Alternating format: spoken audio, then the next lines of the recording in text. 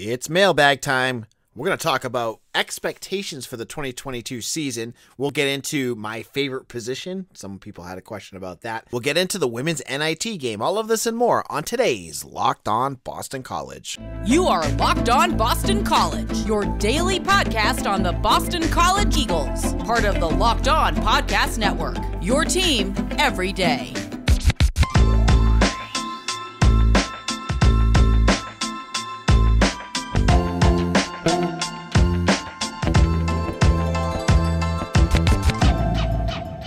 This is Locked On Boston College. I am your host, AJ Black. Thank you all of you who have made Locked On Boston College your first listen every day. We are free and available wherever you get your podcasts and on YouTube.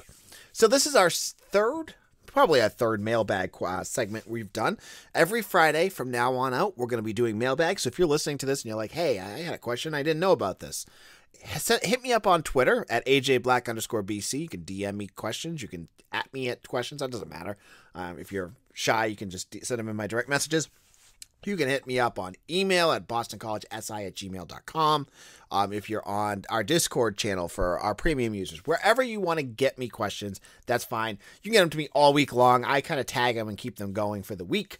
But we're going to start answering some questions, and some of people had some really good ones, and I want to get into those. So one of our Discord users asked, what is your assessment of Kanye Jones of the basketball team? He looked outmatched on the court to me. I mean, did he look outmatched? He just looked raw to me. Like, he didn't look like a guy that was ready to play. And you get freshmen sometimes that come in that just need a little bit of, polishing up and to figure out what they're going to do on that team. He just kind of seemed like a body at times. Like, he wasn't a particularly effective shooter.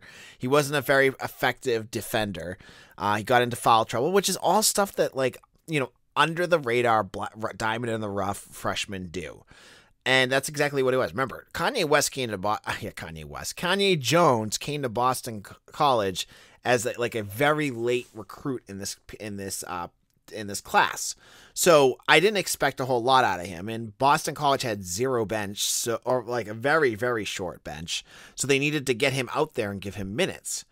I mean, preferably he's a guy that at this point you would want just in garbage time. But near the end of the season, when the bench got shorter, he had to get out there and play a little bit. What he'll do next year, I mean, it's all about his development, right? You want to see if he can find his offense, if they can kind of get him into the defensive scheme and find a role. I don't see him as a starter next year. You're going to roll out most likely Quentin Post, DeMar Langford, Jaden Zachary, and either and TJ Bickerstaff most likely, and then probably one of the freshmen like Donald Hand or Prince of Ligby out there, or transfer too. I mean, they could roll out any of those guys and maybe not even start Bickerstaff depending on how his offense comes along, because that was a bit of an issue too. So I think Jones is going to always be a bench player unless he takes a huge jump, and I just don't see it, because I don't see him doing anything super duper well yet. He doesn't have a skill set that's he's a really good shooter, he's just terrible on defense. He's just there right now, and nothing has developed to the point where I'm like, oh wow, he's good at this. So I think we'll have to wait and see with him. He's a developmental player, and sometimes they do develop into something useful for your team, sometimes they don't. And it's early, and there's plenty of time for him to find his niche on this team. But thank you for asking that question. I had a user on email ask me a question that wanted to be remained anonymous, and I'll respect that. Yesterday on Twitter at AJBlack_BC, I did a shout out to an old post I did back when I was a writer for BC Interruption, part of SB Nation. When I first started with BC Interruption, I did this summer project where I did the Ultimate Boston College Ultimate Bar Bracket Contest. And it made me think of it because obviously there's all these brackets going on right now, whether it's the NCAA or people just doing silly ones, right? Well, this was a silly one I did over the summer. And I put, I think, 10 to 12 BC bars. And I did it based off rankings. And I looked at it, and it came up. It was just depressing to look at because so many of them are gone. Rogies, the Great Scott, obviously Mary Ann's is gone. Golden Temple, I don't think is there anymore. Avenue, Whitehorse, Sunset Grill. I think it's Antoinua. Most of these bars are gone now. I might have missed. I might have said one that is still there. Big City, I think, is gone too. So all these bars have left. And this user wanted to know, back in the day, the winner was, I think it was Rogies that ended up winning the whole thing. No, actually, sorry, it was not. It was Harry's Bar and Grill. Now, he wanted to know if I could do it all over again, what bar, in my opinion, should have won that. And back then, I could have defended any of these bars, and I could have just been contrarian just to do it. But I'm looking at it now. Like, what's the purpose of this bracket? Was what bar was the ultimate BC bar? Like, what bar, like, do you think is of Boston College? And you, at that point, you could have argued Rogies or Cityside. But let's be honest, the ultimate BC bar is and always will be, well, until the next group comes in and doesn't know about it, Marianne's, right? Every BC student that went through that bar, that was like a coming of age place that they went to. You went there as a senior. You had those nights where you went and you played Golden Tee or had the drinks or whatever. And you went in the bathroom and stood, cheek to cheek with the guy next to you. That was the part I always hated. But that really is the ultimate BC bar. And, it was a fun thing to do. And I think whatever bar, it was either Rogies or Harry's that ended up winning it. I think their fan base just kind of flooded the voting and kind of pushed it. But all along, it always should have been Marianne's. So, yeah, that's my choice. And it's going to be interesting for more BC fans, BC students that go through that didn't get to experience Marianne's. What's going to be their choice? Like, is there a bar that they like that I just don't know about because I'm not there anymore? I'm interested to hear that. I mean, there's like the last drop. I don't even know if that's still there. I haven't been down Brighton Center in a while. But that's my thoughts. I think Marianne's is always going to be the BC bar for at least this generation backwards. Now, in a moment, we have 2 more questions about football and basketball that you're going to want to hear about. They're not as silly. Well, maybe one of them is. And you'll want to hear my thoughts on that in just a moment. Now, this is the time of the year where I've pretty much given up on all my New Year's resolutions, but not this year. I'm sticking to my resolution to eat right thanks to Built Bar. It almost feels like it's not really a resolution because I actually enjoy eating them. And have you tried the Puffs yet? If you haven't, you're missing out on one of the best Built Bars, best tasting bars. Puffs are the first ever protein-infused marshmallow. They're fluffy, they're marshmallowy, they're not just a protein bar, they're a treat, and they're 100% covered in chocolate.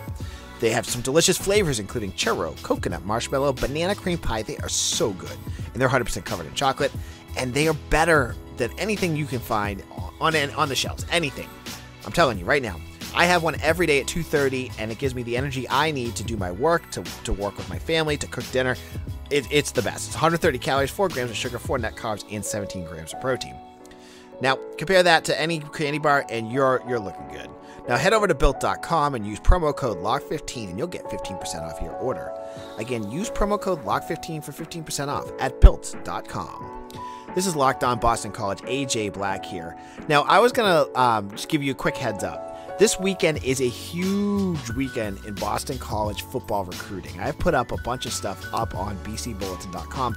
A lot of it is behind our paywall because it's premium service type stuff. It's stuff that, like, I've reached out to recruits. I've done some back work on it. So if you have not done so already, I encourage you to become a premium user. It's $1 for the first month, and then it's a cup of coffee after that. You get access to all my premium articles.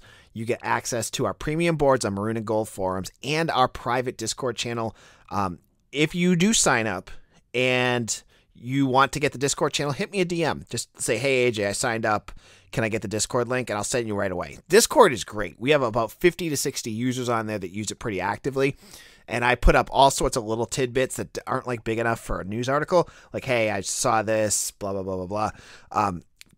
It's a great way to get some really quick BC information out to you guys. So check it out. If you like it, it's a great value. I mean, it's only like, $50-$60 a year for the whole year. You get all your BC news sent to you. And if you don't like it, you can cancel it at any time. So check it out. Go to bcbulletin.com and hit the subscribe button in that upper right-hand corner, and I'll get you all hooked up with all the accoutrements that come along with it. Just going to hit me up on Twitter or on Gmail. Now, the next question came to me from, no, it wasn't Chris for this one. It was Pat L. who is also, this came on the Discord channel. Which team has higher expectations, BC football or basketball in 2022? And who has higher expectations in 2022? I have to say is football. I mean, BC basketball had a nice end of the season last year, but I mean, football, I imagine the expectations are to win eight or 9 games, which is what, like 67 to 70% of your games you're going to project to win. Basketball, that would make them like a 2 or 3 seed in basketball in the NCAA tournament. I just don't see that happen. I mean, that's not going to happen. So my expectations for football are well higher. I'm just expecting basketball to like continue to improve. If they go 500 next year, that's a step in the right direction. If BC football goes 500, that is concerning. You know what I mean? If they go 6-6 again, that's concerning to me. I hope to gosh that BC football is not doing that. There were some interesting comments. I'll read you a few of them. Grant has showed how he can coach this past season. So far, Hafley can recruit, but his record matches his predecessor. All right. I am on the record for this. I am not into Hafley's record yet. This year will be the year where I will tell you, like, okay, so his record does reflect it. Last year, again, this is my thoughts, this is where I go with it. When you lose Phil Dracovic and there's no physical way you could have brought in another quarterback to replace him or have one prepped, that is not on you. And listen, there again, you had Dennis Grosel, and he was a serviceable, it looked like on paper, quarterback who completely, I thought, underperformed and didn't. I expected more out of him, but he didn't do that. You know, you didn't have enough freshmen. I mean, like the freshman quarterbacks were not ready to go, but I mean, they're not blue chippers. You know, Emmett Moorhead was he's a developmental project. Same thing with all the other guys, Matt Ruive, Dalen Manners. They're all developmental guys. So I have a hard time, you know, judging Hafley on his record. And, you know, this isn't a program like Clemson and Georgia or Alabama where they can just stash 4 to 5 quarterbacks in case one goes down. That doesn't happen here. I mean, it's not like if Stenson Bennett goes down, you have JT Daniels waiting in the wings and then brought Vandegrift, who's like the number 3 quarterback in one class. You have a pretty precipitous drop off. So that being said, if Hafley does struggle this year, if he goes 6-6, yeah, heck yeah. This is more of a pattern. This is more of a concerning thing. I have a hard time judging and being critical of him after a year where it was 2020 was a complete weird season, and then a year where your quarterback is out for like 90% of the year. That doesn't make any sense. That's not how I go. And you can think of it any way you want. That's just kind of where I'm at. Now, my final question comes from Chris, BC Eagle 88. Again, this comes on from Gmail. And Chris is got a joke. If you see him on Twitter, he tweets at me a lot. He's the big joke right now, and I don't know if you guys think it too, is that I talk about tight ends all the time. And I get the double entendre with the tight ends. And I do talk about, I guess I do talk about the position a lot. But the addition of George Takacs definitely did not do any favors for me to get that preconceived notion out of everyone's head. But his question is, what is your second favorite offensive position? And what is your favorite defensive position? Okay, so I guess so if it's not tight end, which I really am not that big of a tight end fan. I like good tight end play. I mean, I grew up in New England. I saw Ben Coates, Ben Watson, Rob Gronkowski, Aaron Hernandez. Yeah. Well, I grew up with a lot of those guys playing. So yeah, I like that position. But I mean, on offense, if you're talking about a position I like to watch and do well, I'm a big fan of like good offensive line play, and watching an offensive line just maul a good defensive line. So it could be anyone. Like if you just watching, for instance, if you watch back some of the film and the clips that scouts have put together of Zion Johnson from this past year, watch what he does.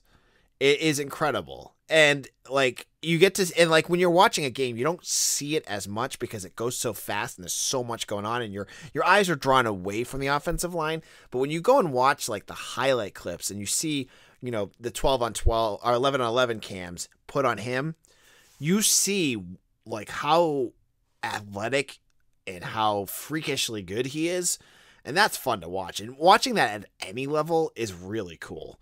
And to see, you can see at the NFL level, watch guys like Trent Williams on the 49ers, or even like, some of the freshmen going in, the rookies going in, like Tyler Linderbaum. Watch some of his tape. It's crazy. Like watching a good offensive lineman can be a lot of fun. On the defensive side of the ball, they want to know what my favorite position is. It's safety. I love watching good safety play. A safety does a million different things on the field. They're the field general. They're asked to basically be an extra cornerback, be an extra linebacker. A really good safety can be, can be game changing, right? Like you think about some of these good defenses that have gone on in the NFL in the years past. You get guys like Troy Polamalu, Ed Reed, Rodney Harrison. These guys are, fantastic players that did a million different things on those defenses. So I love watching a good defensive safety. And that's why Jaden Woodbay is like really exciting to watch. And I think like he's going to be like, if BC is going to get a defensive player that is going to step up and really change the complexion of a defense, it could be the defensive end. Hint, Donovan Azaraku, I guess, had a really good practice today. That would be really good. They really need it. But it could be a player like Jaden Woodbay. Jaden Woodbay can line up in the box. He can, go into coverage. He can lay the wood. He can, obviously you saw with the Georgia Tech game, he made a big interception. Players like that can change the complexion of a defense. So for me, safety is my choice. And then the joke, I think this was sent around the same time that UConn was playing New Mexico State in basketball in the tournament. He wanted to know, do you also miss Aggie Vision? So for those younger folks that don't know what Aggie Vision is, Boston College played New Mexico State back in probably like 2014 or 15. And New Mexico State had this awful local broadcast that's the only way you could watch the game, and it was on ESPN network. It was called Aggie Vision. And it was really, really bad. Like, it was really poorly produced. They had graphics and like the key to the game for BC. And I think this was around the time Chase Reddick was there. It was, what's their key to the game? And it was Hucka Chucka football. And the camera was blurry, and it seemed like it was aimed probably from 80 yards deep. It was just so bad. Do I miss Aggie Vision? Sure. I love like quirky stuff like that. It's all good. So yes, thank you for the question, Chris. So if you have questions for me, and it can be anything, if you have fun questions, if you have serious questions, I kind of weed some of them out, but if you have them, send them over to me on Twitter at AJBlack_BC, or email me. I mean, any social media channel that you can find me, send it to me, and I will try to answer as many of those questions as I can on next Friday's episode. Now, in our final segment, we're going to get into the NIT game between BC and Maine. You're going to hear my thoughts about that and a lot more. And thank you all for making Locked On Boston College your first listen every day. You know to get this wherever you get your podcast, but you also know that there's a Locked On ACC that I do every Wednesday with the great Candace Cooper. I didn't get to this week because my daughter was teething and it sounded like a hyena in my house, and I just couldn't get I didn't want to leave my wife alone with that. So next week on Wednesdays, you can check me out on Locked On ACC. But Candace has other great hosts and talks everything about ACC sports. And she's a big kind of closet BC fan. She loves Jeff Hafley and Earl Grant. So you get a good BC perspective in there too. So check out Locked On ACC wherever you get your podcasts. Now it's time again as college basketball tournament is finally upon us. From all the latest odds, contest props, BetOnline is the #1 source for all your sports betting needs and info. BetOnline remains the best spot for all your sports scores, podcasts, and news this season. It's not just basketball. BetOnline is your continued source for all your sports wagering information needs, including live betting and your favorite Vegas casino games. Head to the website today or use your mobile device to learn more about trends in action. Head on over to BetOnline, where the game starts. Now, I have some bad news. I was going to tell you the ending. I was hoping to hold off to the ending of the BC Maine NIT game, but right now, as I'm recording this, BC starting to run away with it. It's 52-37. I was about to say halftime because that's what their graphic says, but it's after the third quarter. Excuse me. So BC just basically has to hold on. They've held Maine to, I think, 15 points since the first quarter. So they're really starting to lock down on defense. And Dontavia Wagner and Kayla Ivey have been really the factors. They have been combining for 11 points, 5 rebounds, 1 steal, and a plus 22 while they're on the court. So that's always great when you could see players that aren't Cam Schwartz and Taylor Soule really kind of taking over the game.